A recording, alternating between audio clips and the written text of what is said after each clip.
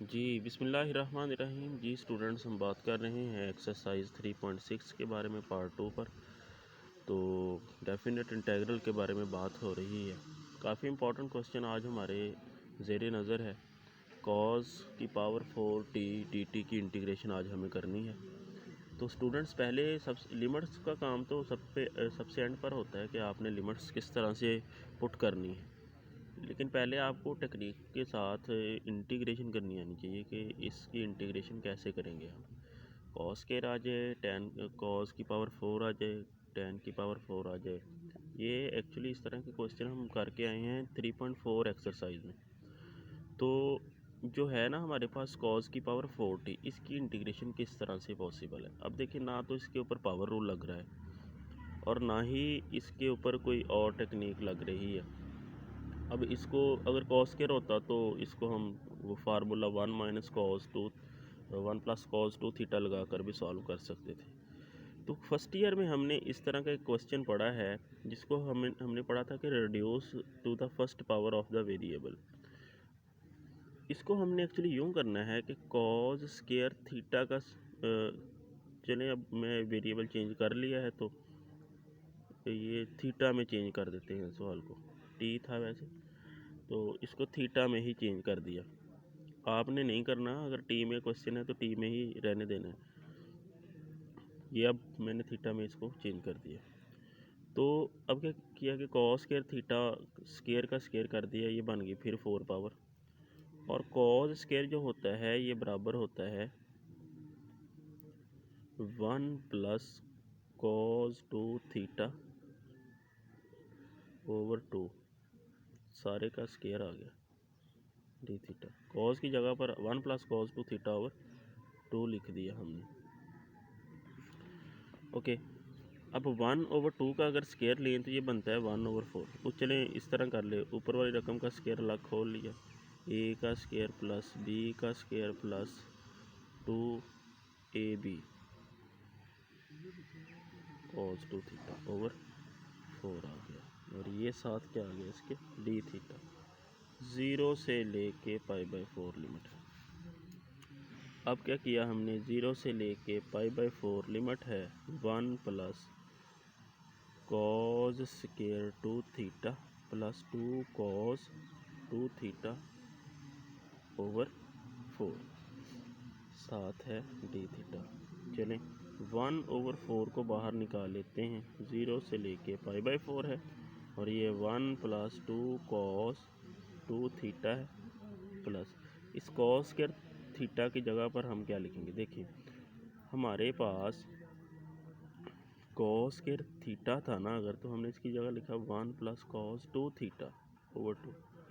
अगर cos square 2 theta आ जाए तो इसकी जगह पर हम लिखेंगे 1 प्लस कॉस 4 थीटा ओवर 2, ठीक। और ये साथ आ जाएगा इसकी डी थीटा। क्लियर है बात। 1 वैसे आ गया, 2 कॉस 2 थीटा वैसे आ गया, कॉस स्केयर 2 थीटा। अगर हमारे पास कॉस स्केयर थीटा होता तो इसका आंसर आता है 1 प्लस कॉस 2 थीटा ओवर 2।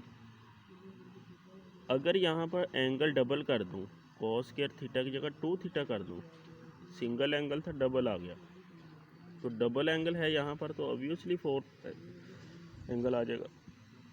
बाकी सारा फार्मूला सेम है। 1/4, 0 से लेके π/4, 1 plus 2 cos 2 theta plus 1 plus cos 4 theta divided by 2, और ये बाहर आ गया हमारे पास डी थीटा। अब क्या करना है, 1/4 वैसे रहेगा, 0 से लेके π/4, एलसीएम ले लिया, 2 plus 4 cos 2 theta plus 1 plus cos 4 theta divided by 2। 2 LCM ले लिया, एलसीएम लेने के बाद इन सबको हल कर दिया, 2 बाहर निकाल लिया, 1/8 आ गया। 0 से लेके π/4, 2 और 1 कितना बन गया 3, 4 cos 2 theta plus cos 4 theta, और ये इसके साथ है डी थीटा। ये सारे का सारा क्वेश्चन हमने पहले फर्स्ट ईयर में किया हुआ है, चैप्टर नंबर 12 में किया, 10th में किया होगा। तो यहाँ से करने के बाद फिर हमने क्या करना है,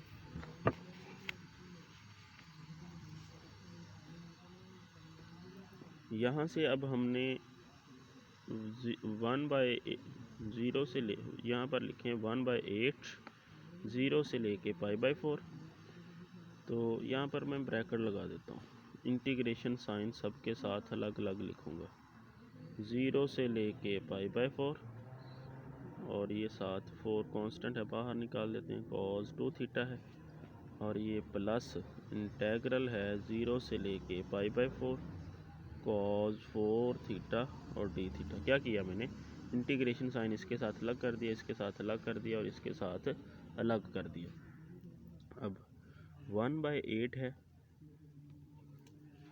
3d थीटा की इंटीग्रेशन आएगी, 3 थीटा 0 से लेके π/4 प्लस 4 और साथ cos 2 थीटा की इंटीग्रेशन क्या आएगी, sin 2 थीटा डिवाइडेड बाय 2, ठीक, और यहाँ पर 0 से लेके π/4।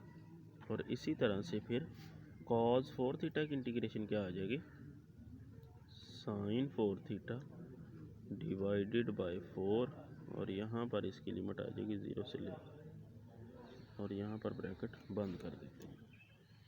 1/8 3 इंटू अपर लिमिट,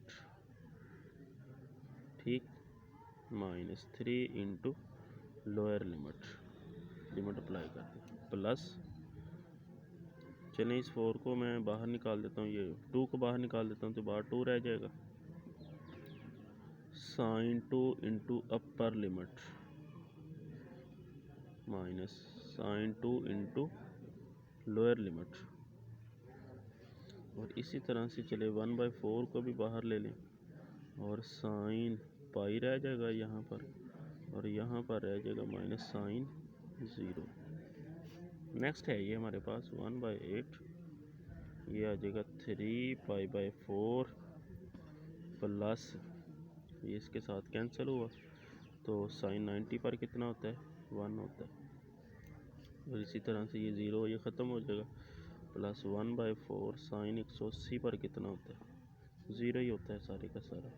तो इस तरह से ये हमारे पास आ गया 1/8 3π/4 प्लस 2, और इसी तरह से 1/8 और 3π plus 8/4 implies that 3π plus 8/32 square unit.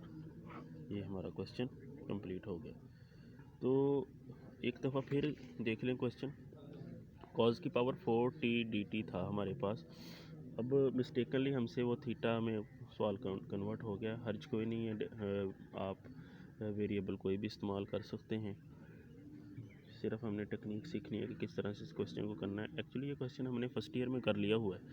तो cos की पावर 4t को हमने किस तरह रिड्यूस करना है फर्स्ट पावर में, cos की पावर 4 को हमने लिख दिया cos स्क्वायर का स्क्वायर, स्क्वायर का फार्मूला होता है हमारे पास ये, उस फार्मूले को हमने ओपन किया, a प्लस बी का स्क्वायर, a का स्क्वायर प्लस b का स्क्वायर प्लस 2ab/4, और फिर इसके साथ हमने इसको प्रोसीड करवाया, नेक्स्ट सेम टू सेम 1 वैसे आ गया, 2 cos 2 थीटा वैसे आ गया, इसको स्क्वायर था फिर उसको रिड्यूस किया मुकम्मल हल करके, और बाद में हमने इसकी इंटीग्रेशन कर दी। तो उम्मीद है कि स्टूडेंट्स आप सबको इस क्वेश्चन की समझ आई होगी। अगर आप में से किसी का कोई क्वेश्चन है तो वो आप कमेंट सेक्शन में जाके पूछ सकते हैं। चैनल का नाम भी मैंने अपना लिख दिया ऊपर, ज़ोहेब मनसब, तो आपने इसको सब्सक्राइब भी करना है, और मज़ीद अगर किसी किस्म की कोई प्रॉब्लम है तो आप डिस्कस कर सकते हैं जी। नेक्स्ट है जी बेटा हमारे पास एक्सरसाइज 3.6 का पार्ट नंबर 19 है। ये मेरे पास जो बुक है ये एक्चुअली उस बुक के लिहाज से इसके मैंने जो है ना क्वेश्चन नंबर दिए हुए हैं, आपके बुक के लिहाज से ये क्वेश्चन के नंबर और होंगे, तो इससे आपने घबराना नहीं है। नेक्स्ट हमारे ज़ेरे नज़र जो क्वेश्चन है ये है secant theta D theta over sine theta plus cos theta. तो इस क्वेश्चन को हम किस तरह से करेंगे, सोल्यूशन इसका स्टार्ट करते हैं, 0 से लेके π/4 लिमिट है, हम क्या करेंगे, सीकेंट थीटा को वैसे रहने देंगे, ऊपर वाली चीज़ सारी वैसे रहने देंगे, नीचे से हम जो है वो कॉस थीटा वो कॉमन लेंगे। अब यहाँ से हमने कॉस थीटा कॉमन लिया, एक्चुअली जो कॉमन लेना होता है वो हमने सारी रकम को डिवाइड करना होता है, sine theta over cos theta plus cos theta over cos theta. Common लेने का जो मतलब है वो हमने इन दोनों रकमों को डिवाइड करना होता है, और जिसके साथ आप डिवाइड कर रहे हैं ऑब्वियसली उसके साथ मल्टीप्लाई भी करेंगे। इसी तरह से 0 से लेके π/4, यहाँ से हमने कॉस थीटा कॉमन लिया तो सीकेंट थीटा डी थीटा आ जाएगा ओवर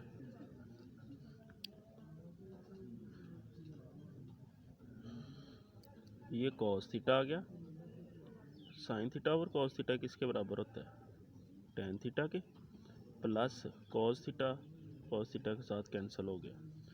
अब ये 1 ओवर कॉस थीटा है, ऊपर जाके क्या बन जाएगा, ऊपर जाके ये बन जाएगा सीकेंट थीटा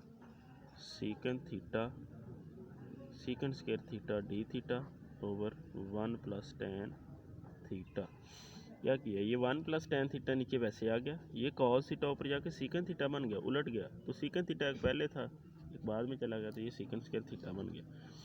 अब इसकी इंटीग्रेशन कैसे करेंगे, अब हमने एक रिज़ल्ट पढ़ा हुआ है कि अगर हमारे पास इंटेग्रल हो और एफ डैश ऑफ एक्स हो और नीचे हो एफ ऑफ एक्स, तो इसकी जो इंटीग्रेशन आती है ये natural log F of x आती है। क्लियर है, नीचे अगर आपके पास फंक्शन है ऊपर उसका डेरिवेटिव।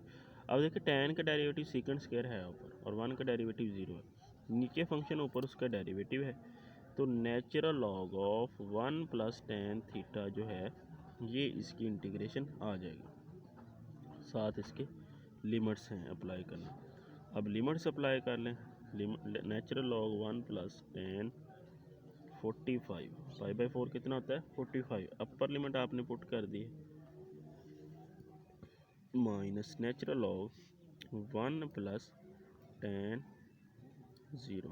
बेटे ये जो लिमिट सप्लाई करने वाला काम है ये काफ़ी प्रैक्टिसेबल है, आपको प्रैक्टिस की ज़रूरत है इन लिमिट्स के अंदर। तो लिमिट्स जब आपने अप्लाई करनी है तो ध्यान से इसकी आपको प्रैक्टिस होनी चाहिए। नेचुरल लॉग यहाँ पर ये 1 आ गया और टेन 45 भी 1 के बराबर ही होता है, माइनस नेचुरल लॉग ये 1 है और टेन 0 कितना होता है 0 ही होता है। ये आ गया natural log of 2 minus natural log of 1, तो नेचुरल लॉग 1 0 के बराबर होता है, नेचुरल लॉग 2 प्लस 0 और ये finally natural log 2 square unit इसलिए साथ लिख रहा हूँ कि ये हम एक्चुअली एरिया ही फाइंड करते हैं। ये हमारा क्वेश्चन नंबर 19 भी कंप्लीट हो गया। नेक्स्ट है बेटे हमारे पास कॉस स्क्वायर थीटा और साइन थीटा डी थीटा की इंटीग्रेशन हमने करनी है। इससे पहले जो हमने क्वेश्चन किया था वो गालबन कोई 19 क्वेश्चन था, तो उम्मीद है आपको उस क्वेश्चन की समझ भी आई होगी। चैनल की आपसे बार बार रिक्वेस्ट कर रहे हैं कि चैनल भी आप साथ साथ सब्सक्राइब कर दीजिएगा। अब देखें हमारे पास कॉस स्क्वायर थीटा और साइन थीटा है, ये हमने इंटीग्रेशन किस तरह से करनी है। अब कॉस की पावर है, कॉस की पावर 2 है और कॉस का आगे डेरिवेटिव साइन नहीं बल्कि माइनस साइन होता है, तो अगर हमारे पास कॉस का आगे डेरिवेटिव माइनस साइन बन जाए तो प्रॉब्लम हमारी सॉल्व हो सकती है। वेरी इजी क्वेश्चन है, आप एक माइनस बाहर लगाएं, कॉस स्क्वायर थीटा और इंटू माइनस साइन थीटा और डी थीटा।